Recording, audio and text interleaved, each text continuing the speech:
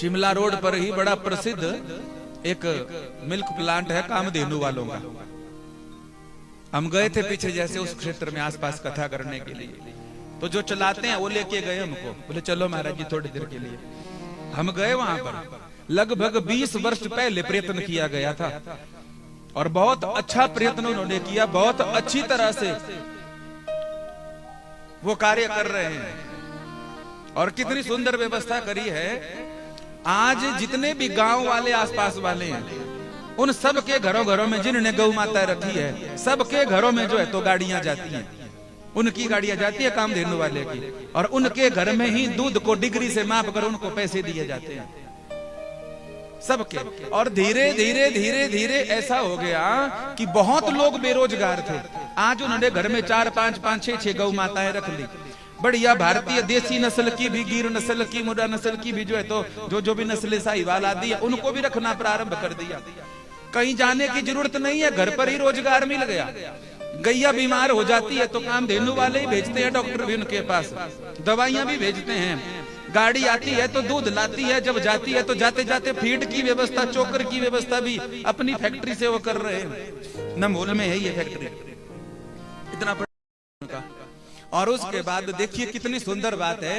सबसे पहली अच्छी बात, लगभग एक दिन में 55,000 लीटर दूध आता है उनके पास एक दिन में। कितना? 55,000 लीटर दूध। हम खुद गए उस प्लांट में। जो चलाने वाले हैं भगवान करे उनको दीर्घायु मिले, खूब उनकी आयु लंबी हो। एक तो दूध अच्छा मिल रहा है, पहली बात, यूरिया वाला नहीं मिल रहा है। दूसरी बात, जो घर घर में गाड़ियां जा रही हैं तो घर में प्रोत्साहन मिल रहा है। जिन्होंने गैया दे भी दी थी वो भी रख रहे हैं दोबारा से, नौजवान लोग भी जुड़ गए अब तो, और बढ़िया घर में आमदनी हो रही है। और सबसे बढ़िया बात क्या कि पैसे जो आते हैं ना दूध के, वो पुरुषों के खाते में नहीं जाते, तो वो माताओं के खाते में जाते हैं। ये सबसे बढ़िया बात है। हाँ? तीसरा, गौ माता का जो है तो सबसे जो बड़ा काम है, ऊंचा काम है, वो काम है कि गौ माता का जो है तो संरक्षण हो रहा है। लोगों को जो है तो गौ माता पालने की प्रेरणा मिल रही है। भले ही लोभ लालच की वजह से ही हो रहा हो, लेकिन फिर भी लोग पाल रहे हैं। और सबसे बढ़िया बात कि पूरे हिमाचल में जो है तो उनका नाम हो रहा है। इससे बड़ी और क्या कृपा है, इससे बड़ी और गौ माता सबकी कृपा कर, सबका। मैं नहीं कहता कि आप बड़ी बड़ी चीजें करो, आप अपने घर में रखो चाहे ना रखो। आप कहेंगे पंडित जी औरों को उपदेश देते हो कि खुद भी रखा है कुछ? हमने भी रखी है बाबा जी, 2 रखी, हमने भी रखी। हमारे पिताजी रोज जाते हैं सवेरे सेवा करने, शाम को जितना हमसे होता है हम कर पाते।